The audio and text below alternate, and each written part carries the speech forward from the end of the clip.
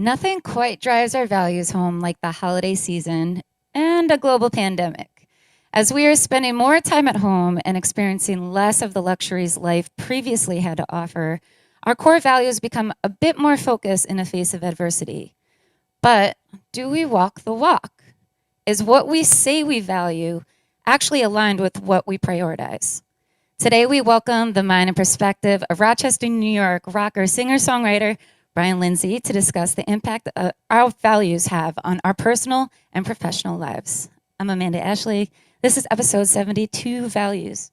Welcome to Afternoon Cocktail Season 4.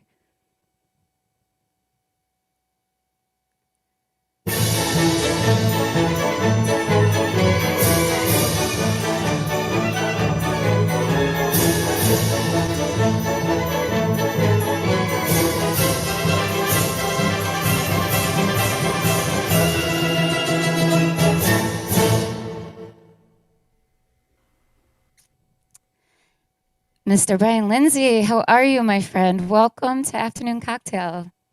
I am great. Thank you very much. How are you, Amanda?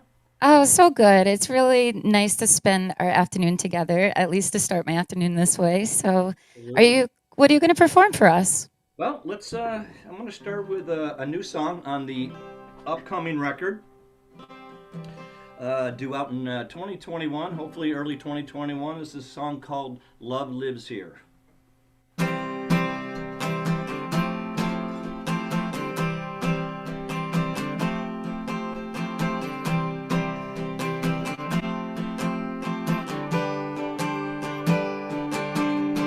This world don't need more hate or fear. Try it before you set foot down here. It didn't end well for them in the big town. Not in Charlottesville come sundown. No, no, no, love lives here in this black and blue heart. Now some men build bridges and some build walls. Tell me, mister, on which side do you fall? If your neighbor seeks refuge, would you offer your hand? Heaven help those on the borderland. No, no, no, love lives here in this black and blue heart. Love lives here in a broken home. Love lives here on a dead-end road. Love lives here in the lonesome parts. My blood runs red through this black and blue heart.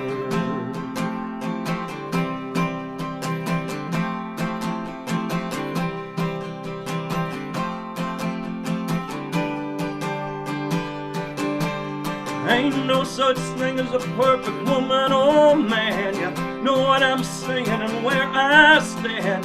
I got my pride from God above. Who are you to say who I can love? Love lives here in this black and blue heart. Love lives here in a broken home. Love lives here on a dead-end road. Love lives here in the lonesome parts. My blood runs red through this black and blue heart.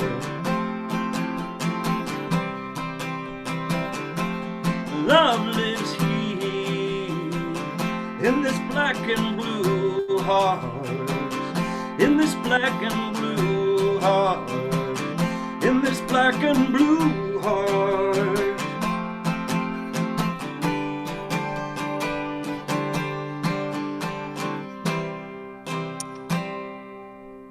Woo, Brian Lindsay, so awesome always. I really love that one. So that's your latest single. Could you tell us a little bit about, the background of the story and what influenced you to write that song? Sure, sure. So yeah, song's called "Love Lives Here," and I wrote it probably about a year ago, and I was really inspired by, believe it or not, a lot of what's going on in social media and all the rhetoric and maybe discourse, and seemed like a lot of division going on in the country, and I wanted to write something to counter that. Um, so, I came up with the title "Love Lives Here," and then I got the first verse, or the first line was, "This world don't need more hate or fear." And then really the whole song just kind of came together after that. And it's a little different for me because I changed the tempo and the chorus and all that. And um, but I wanted it to be able to where I could play it with a full band, and I also wanted to be able to do it acoustic by myself, and still get the message across, which I think was important. And the timing was right on this. I wanted to get it out before November 20th, and I got it in just under the wire, and I got a lot of really positive feedback. Apparently, a lot of people were feeling the same way as I was. Sure. A lot of people are feeling a lot of things right now, and I mean, your video is awesome. And I'm a little biased because of you were working with Beau Productions. Yes, He filmed it for you. You guys shot it down at Martin Luther King Park. And that's a pretty political spot to be in yes. this moment here in Rochester. Um, It's a great spot, and that was Bo's idea. Um, I don't know. I think I ran something else by him, some other spot, and he goes, "No, no." And I got the spot for Ray. I heard the tune. I know where we're going. And then as soon as we got down there, we went down there. I think it was on a Saturday, and it was a beautiful day, and we needed to kind of get in because of the weather and all that. It was getting cold, and but there was like 100 people down there in the park running all over the place, and Beau said, "No, we can't do this. It's going to be a little too crazy and hectic." And they had something else going on there too, so we kind of would have been infringing on their space. But so he just said, "Let's do it tomorrow." The next day, we did it on a Sunday. It was a lot colder, but the sun was shining. We went in there, we set it up, and as soon as I saw how he framed it in the background, it was like the perfect spot. And it was just, he said, "Okay, we're just going to do this, live straight through. So get it right, And I think we did it maybe, I don't know, 3 times, something like that. And he just picked the one that was on. So it was fun. It was great. I think for like for that area right now, it's very everything's about the Black Lives Matter movement. We've had a lot of protesting here with Daniel Prude. I think the message, carrying the message of love lives here Yes. to that park is pretty powerful, and just to remind people like, hey, like wake up, like we're a city that loves, and I love that part of, the video. The setting definitely makes a difference. Yeah, it was huge, that spot. That was, again, as soon as he called it and we went down there and I saw the backdrop, I go, "Oh, this is just so perfect." And again, we were trying to get it in under the wire, and I had to get the song mastered, this, that, and the other thing. And then I wanted to add some photos in from the guys in the band because obviously we couldn't set the whole band up and do it live. But it worked out great, and yeah, that's the theme was perfect for that. So you're working on a new album, right? Is this the title track of that album? I don't have the title for the new record yet. I was contemplating having this as the title, and there's also a line in the end of that. One of the lines that says "Black and Blue Heart." I was thinking about maybe putting that as the title, but I'm not sure yet. We're still in the final mixing stages. The record is mixed, or I'm sorry, it's written and recorded. We're in the final mixes, and then we get it together and we'll see which tunes tell where they should go, in the order, and then maybe hopefully it'll inspire us to come up with, or me to come up with a title, and it could be anything. It might not even be a song, but it's a fairly political record. So yeah, Love Lives Here would work. Yeah. I was just going to ask you, like, what are you going for? Like, I know you typically record by themes, like, what would you say this body of work represents for you? I would say it's a very. I wrote it in the last couple of years. So there was a lot of stuff on the news and really what's going on with today, the atmosphere in the country, and again back to the how kind of divided it seems like the country's become. And I kind of drew on that, and a lot of the songs just came out really, really fast. And usually when that happens, that's usually a good sign that yeah, you better chase that one down. As opposed to trying to grind one out, which I still do, once in a while. But if you got a good title, sure. But the last couple records weren't really so political. That some politics did creep in there. They always do. Some people say there's no politics in music, but I never believed that. Oh, that's a bunch of pish posh. Yeah, I don't know how that's There's possible. politics in everything, I I feel agree. like. Agree. Yeah.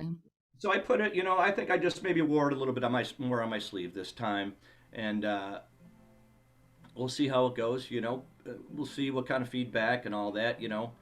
Um, there's a lot of people on there again back to the social media, whatever, Twitter, Facebook, whatever.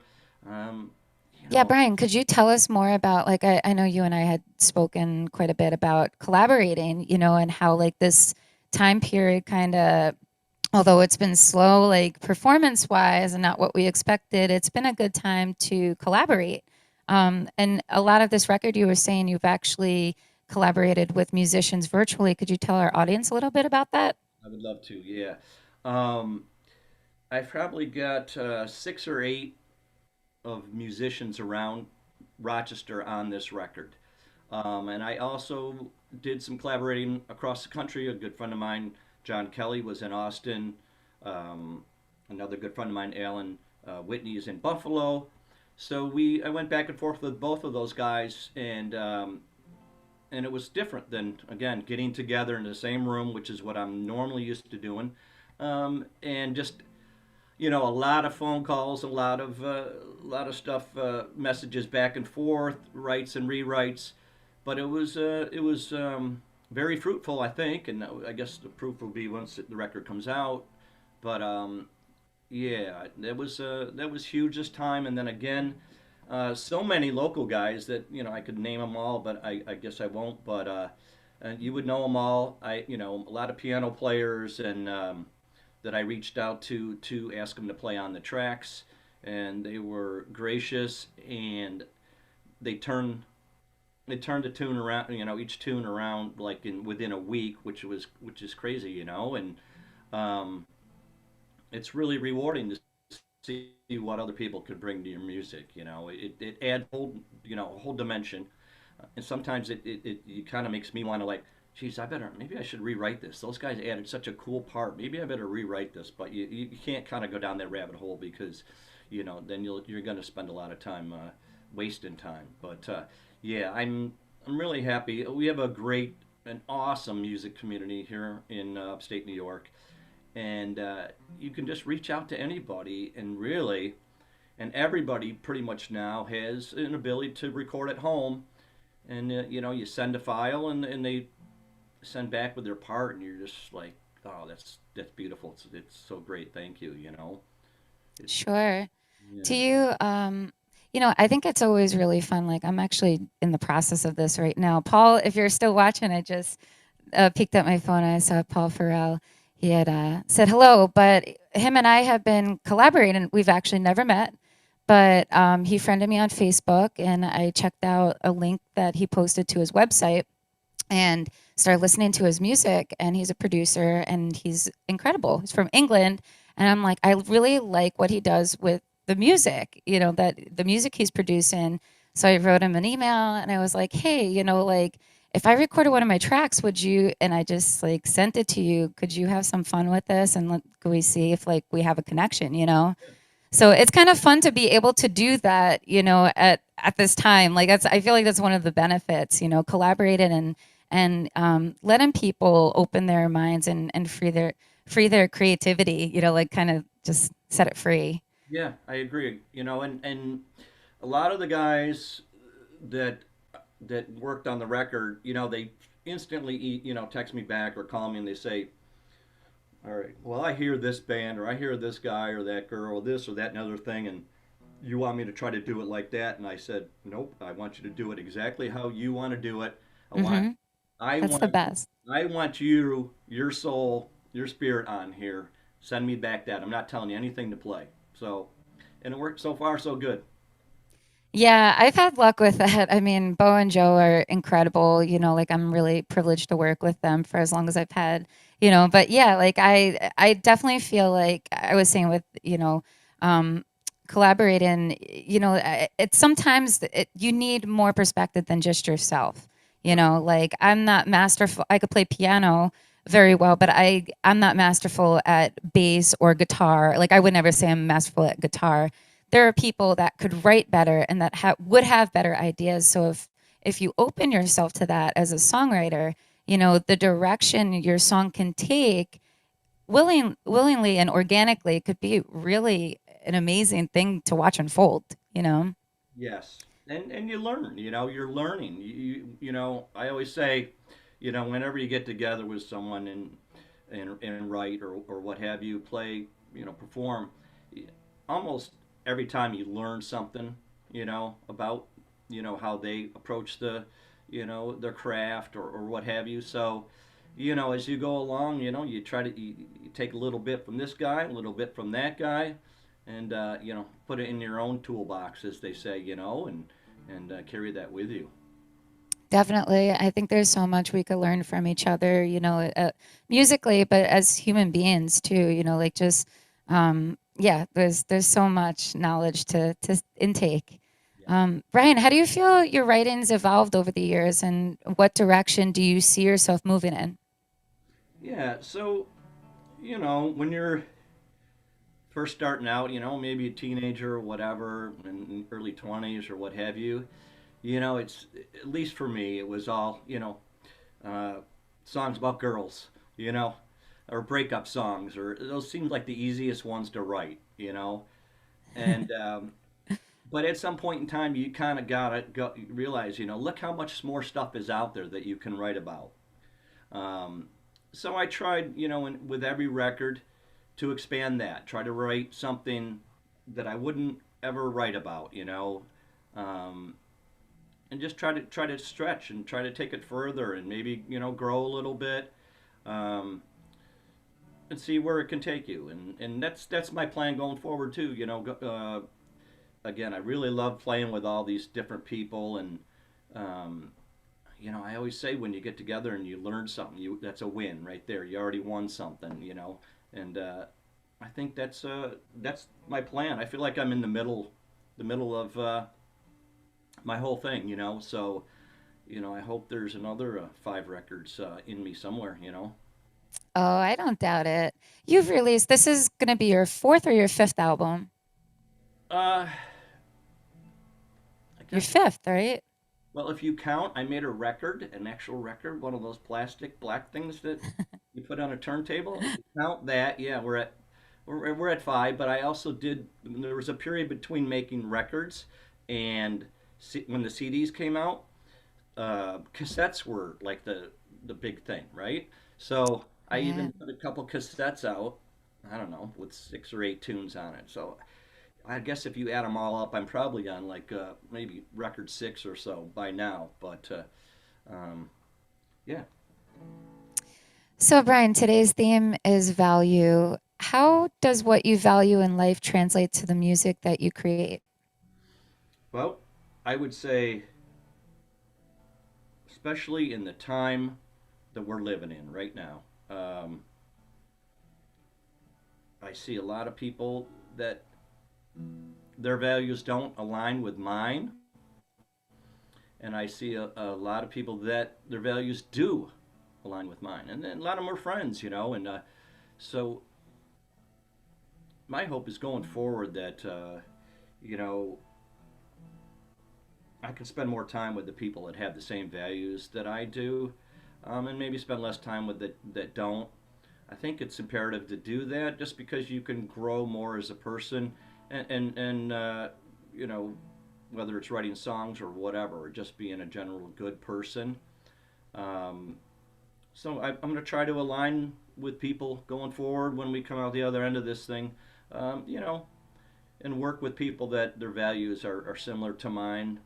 You know, trying to think some values, you know, integrity and reliability and honesty and um, things like that. So those are things that I care about, and I think they've come to the forefront now, especially at this time when we're all inside. I think we get a lot more time to reflect on you know where we're at.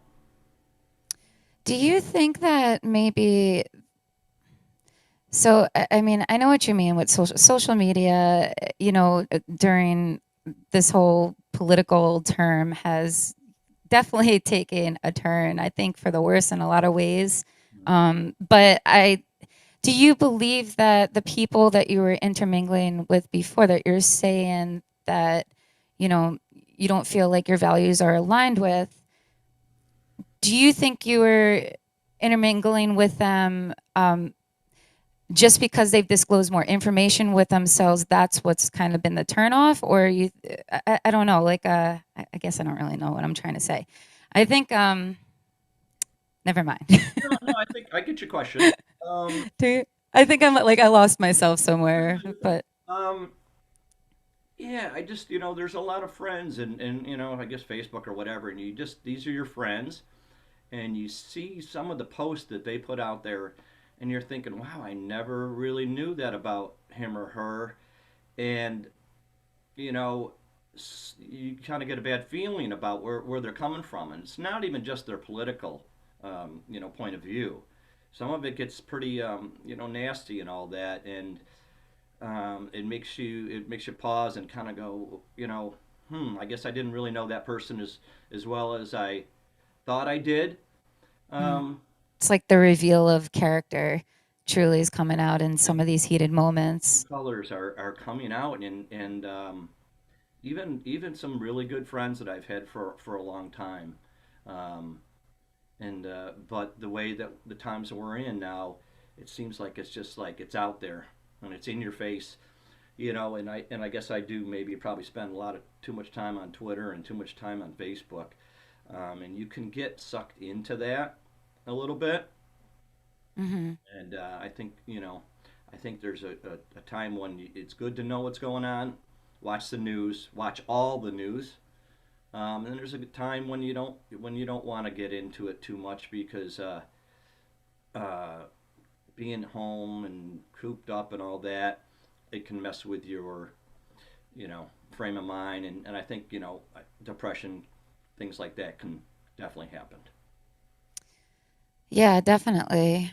Um, so, I mean, what do you think the most valuable lesson you've drawn from this whole experience, experiencing this pandemic has been for you? I think we have. I think the value of the community that we have here. I mean, we have an awesome music community. Um, I really think it's you know it's just a well, again back to the people. You know, you reach out to all these musicians, and really they're all working the same line, the same gigs, the same jobs. So you're really kind of in competition with them a little bit. But um, you ask them to you know play on your record, and there's no hesitant. You know, they're not hesitant. They just said, "Sure, I'd love to do it." So it's community. I think we have an awesome music community, um, and I can't wait to get back out. You know, hopefully in 2021, and just say hello to everyone again, hugs and kisses. You know, hopefully, uh, and just really value the community. We have a great community here. Gosh, tell me about it. I know I can't wait to like be back out. I mean, this year was definitely an interesting one. I mean, Brent, so this was like the year you had decided that, hey, I'm gonna, go balls to the wall with my music. I'm gonna pursue everything, and then like, all this crashed down on you. I mean, do you feel like this has taught you something new about your capabilities, maybe even marketing wise, or like musician? Like, has it kind of refocused some of your goals for your music in the future? Sure, sure. I think, obviously technology is going to be huge going forward. And we talked about this a little briefly before, but I think you're going to see a lot more stuff, you know, shows from home, collaborating with people via Zoom, maybe, with the band. If you're lucky enough to be in a band where everyone has the ability to kind of do that, I've seen a few people, local guys, do it, where they're all in their separate, rooms, and they perform. I think that's awesome. I hope to do that something, you know, as we go along here.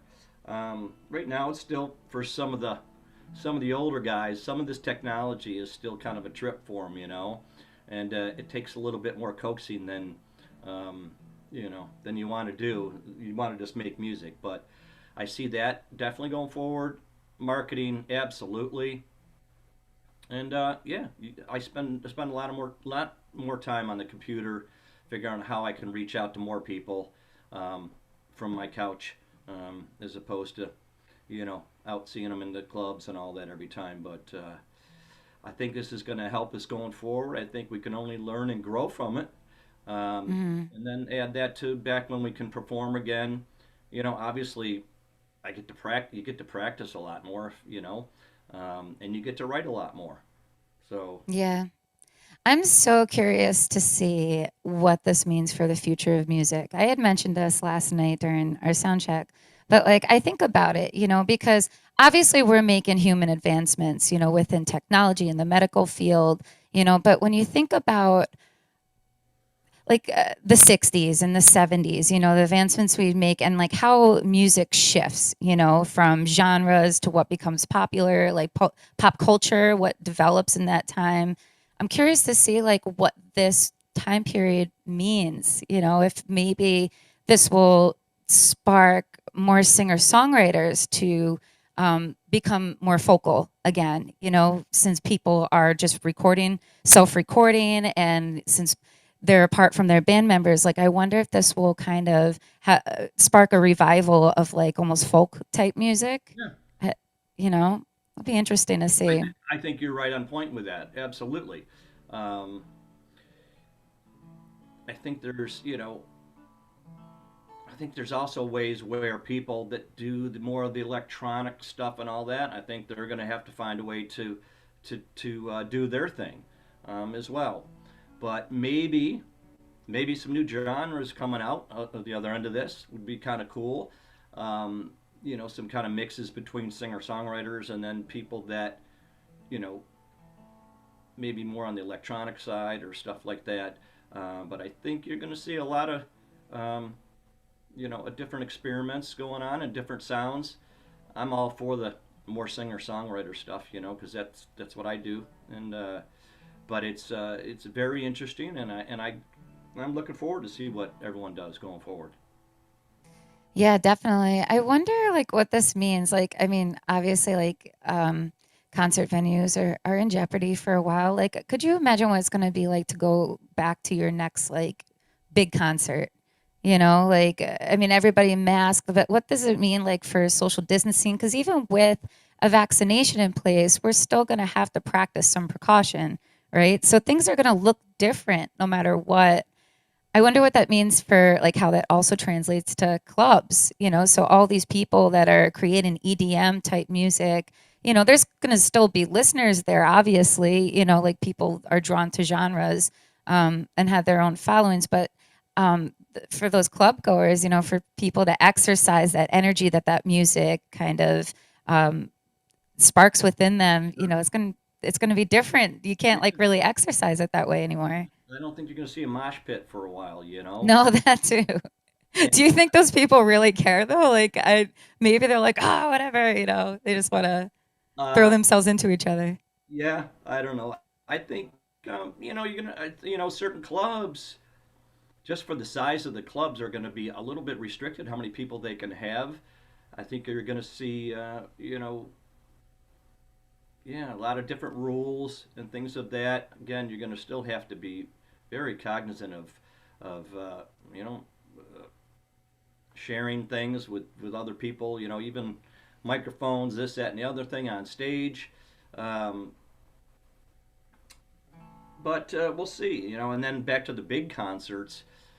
You know, some of these, these older bands or whatever that do, make the most amount of their money by stadium shows and all that. I think you're going to see something. Maybe I don't know if you're going to see that pared down, and Hmm. maybe ticket prices go even higher. Which I hate to say that, but some of the bands that play, the the Stones and the bands like that charge so much that it's almost out of your price range, and how are they going to fare? I think is going to be a big question, and um, uh, we're going to see. You know what I would love to come back? Like, I would love two things to come back. That I hope that this like time period, maybe people take interest in it again. Drive-in stuff, like the drive-in movies, is awesome, or like that roller skating type of service. Like I love that. I think that's so charming. So I think it would be really cool for something like that to like make a comeback. And then, oh goodness, I think I lost my second. Oh, no, like table service, so like dinner and a show type of Yep. thing, Yep. you know? I went in, oh god, it was like 2015. Beau and I went to Memphis, and our good friends at South Main Sounds, if you guys are listening, they just really treated us, and on our last night, they took us to go see Leon Russell Oh wow. and got tickets. And this is before, probably like a year and a half before, maybe 2 years before he passed.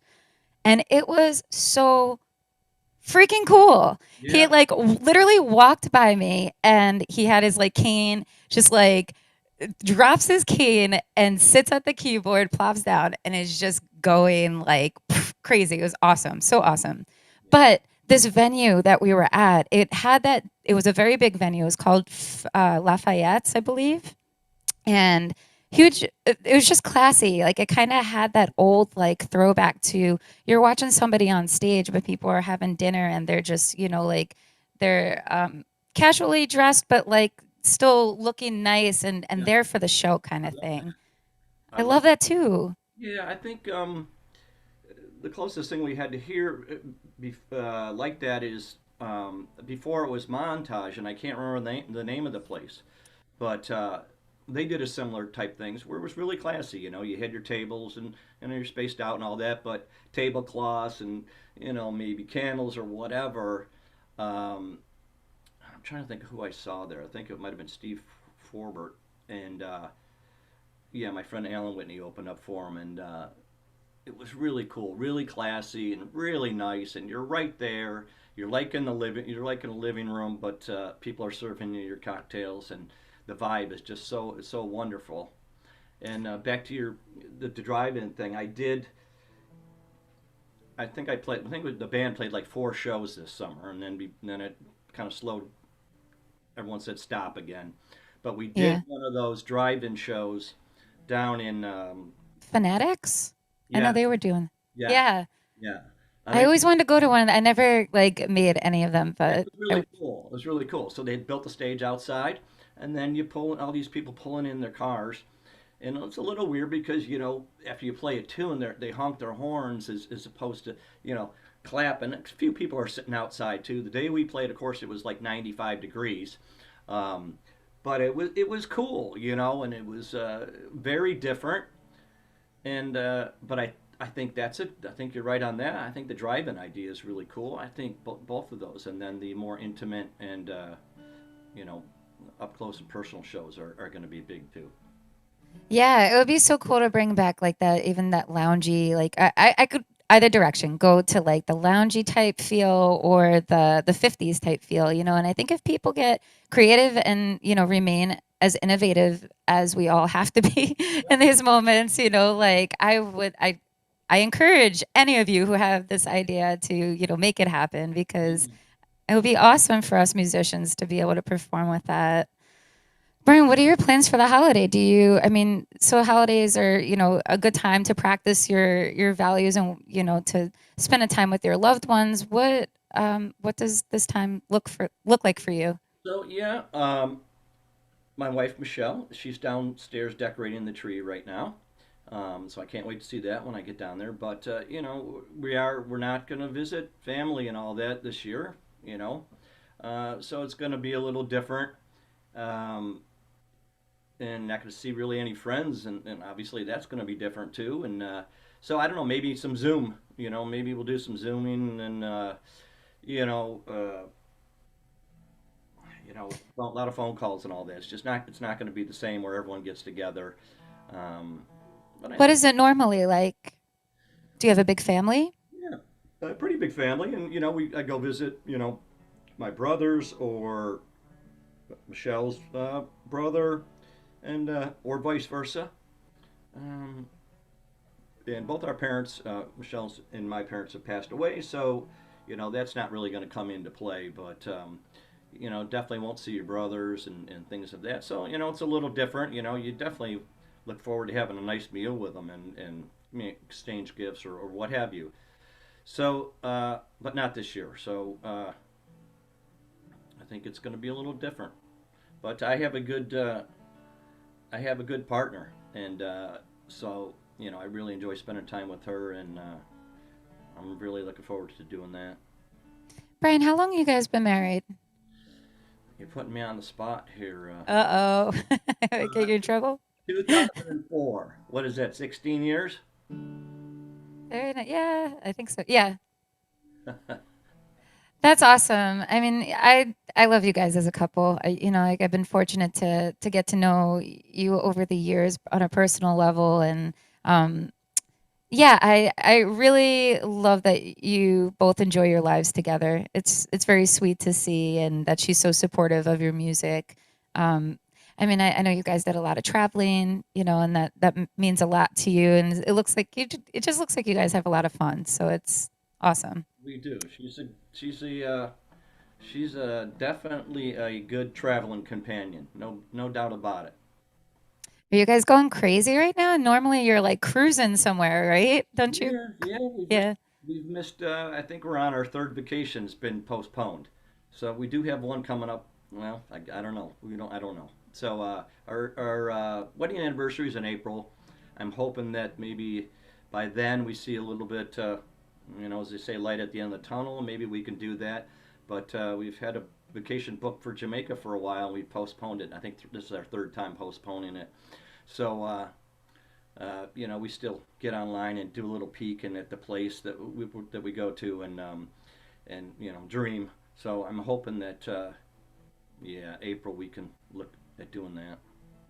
How do you feel about travel right now? Like, does it scare you, the idea of it, or are you just kind of, I don't know. Like I feel like you have to slowly ease your way back into certain things, Like travel for me is very important. I miss that just as much actually as actually maybe not just as much, but I miss it. It's up there with music for me, like that it hurts not to be doing it. Absolutely, we're huge travelers, and it's left a void that you can't really fill. Um, we talked a couple times. Oh, why don't we just get in a car and then just drive south somewhere, so where it's warm or something, stay there for a week or whatever. We went back and forth, and then we're a little skittish again because of the the COVID and all that, and why tempt fate. So I think we're just going to play it close to the vest for now, and now that we see the vaccinations are coming, so I think if we can hold out a little bit longer, um, I think it's a smart thing to do. I've seen in reality we've seen a lot of people get sick in our town of Rochester, New York, and I hate to say it, but we've seen people pass away. So it gives you second thoughts on whether you want to hit the road or whatever and be susceptible to COVID or I know. I think about it too, though. Every so often, because like I have a plane ticket to Nashville and a plane ticket to Fort Lauderdale right now that are just kind of in queue. And you know, I would love to just like say, screw it. I'm just gonna go drive to Nashville and stay with my friend Spencer. There's nothing we could do, and that's okay because we just want to spend time together anyway, you Right. know. But at the same time, is it worth I don't know. My gut feeling just tells me like, it's just not the right time for it, and to not be reckless. And it No. is crazy to watch this all like close in on us. And I just saw on the news today they're saying that Tennessee is They're high. they're very high, the highest Hmm. of all the states. Top five. My friend Spencer, who I just mentioned, I zoomed with him last night, and he was saying that his hometown in Tennessee is in the top five of like most cases. Yeah, Yeah. that's And gonna he's got COVID. He's sitting like really. he's zooming with me as he's battling COVID.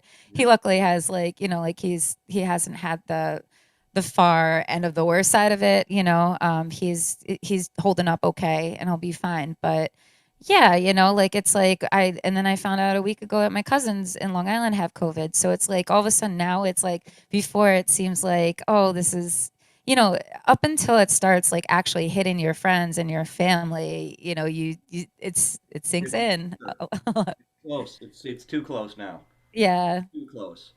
Um, yeah, it's frightening, really, and scary because you don't know. I mean, I guess if you read a lot, do some research, obviously younger folks and people with that don't have underlying health conditions, you know, you're probably gonna be okay.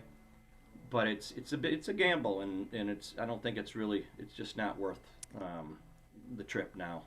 It's just so mysterious, like this you don't I think we're all going to get it at some point, right? And if we take this vaccination, we're going to get it, but like I think I don't know. You just how it's crazy to me that there's people that could have it and be walking around fine, right?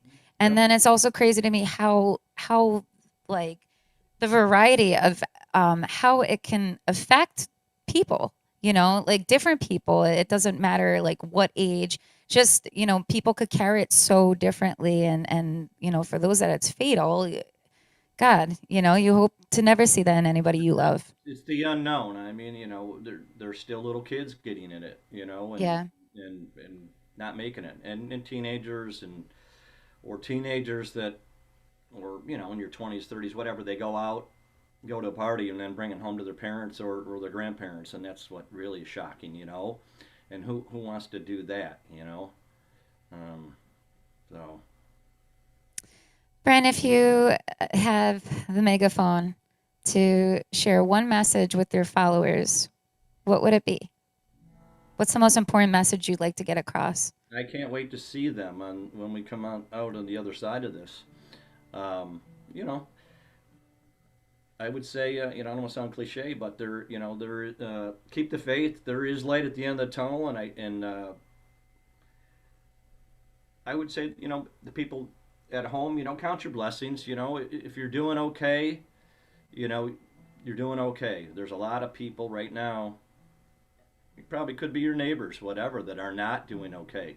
And I'm not just talking about COVID. I'm talking about, not having a job, and maybe not having a job for a while, and or maybe people that are renting that can't afford their rent and they're thinking they're going to lose their, place to live.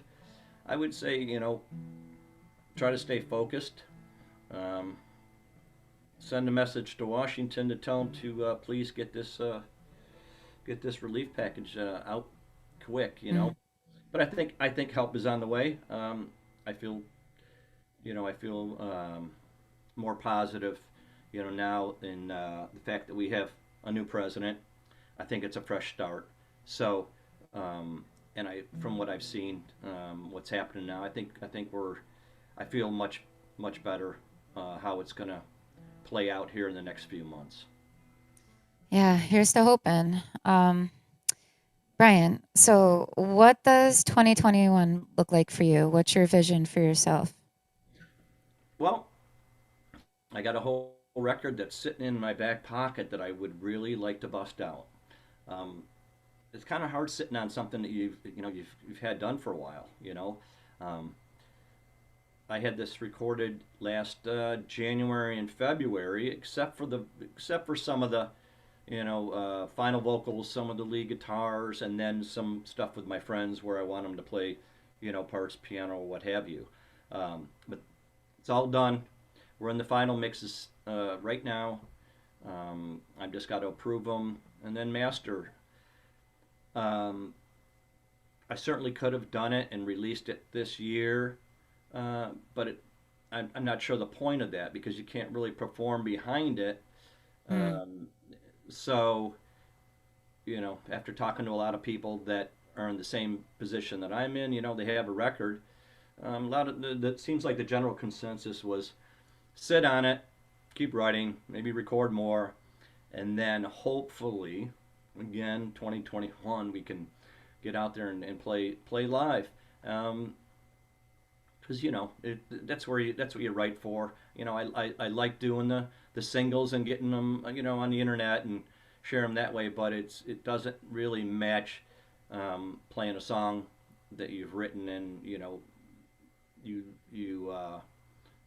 you want to get the message personally to people right in front of you. So nothing matches that. So I hope we can do that in 2021 and get out there with a new record, play. You have such a great energy about you when you perform. I always love watching you and listening to you. And yeah, I wish you luck on finishing up this project. And, I wish you all the creativity in the world to keep writing more and bringing us more good music. Thank you. Brian, did you want to play us out one more song? I would love to. So this is a song called "River of Faith and Healing," and it's kind of kind of part of the theme of the new record too. The feeling of love, the theme of love, and then this is kind of like there's hope. Try to keep the hope, and better days are coming. So this is one of the song that I did with my friend in Austin, John Kelly, and I went back and forth with him, and we had a drummer that played on it from out there, and it was a really cool experience. So I'm going to try to do this for you today, and I hope it goes well. It's called "River of Faith and Healing."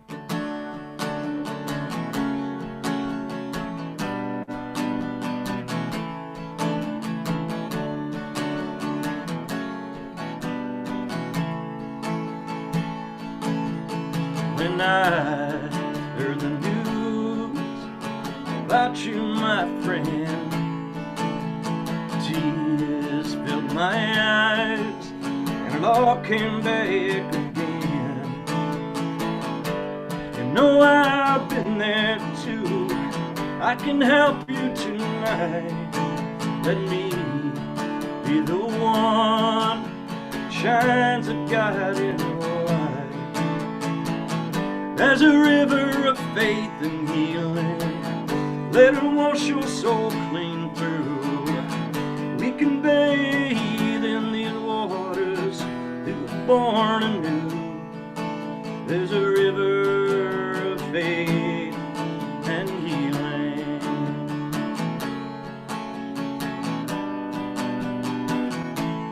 Faith and healing.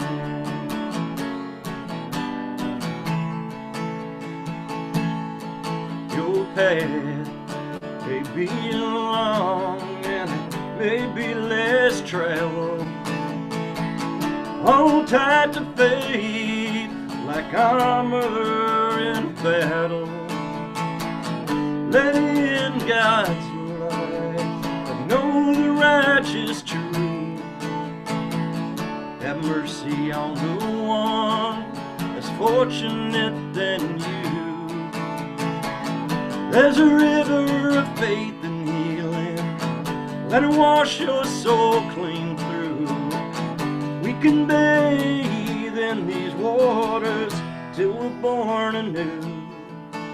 There's a river of faith and healing.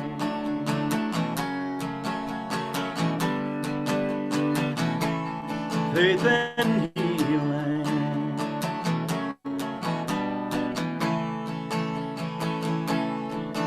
Maybe someday further on up the road, you'll meet someone who needs a touch of a healing soul. Time has come for you, my friend, and for the one who needs healing. Rise up, give love, have faith and healing. There's a river of faith and healing. Let it wash your soul clean through. We can bathe in these waters until we're born anew. There's a river of faith and healing.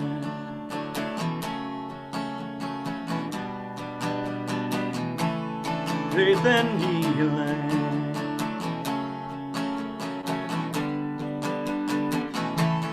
Faith and healing.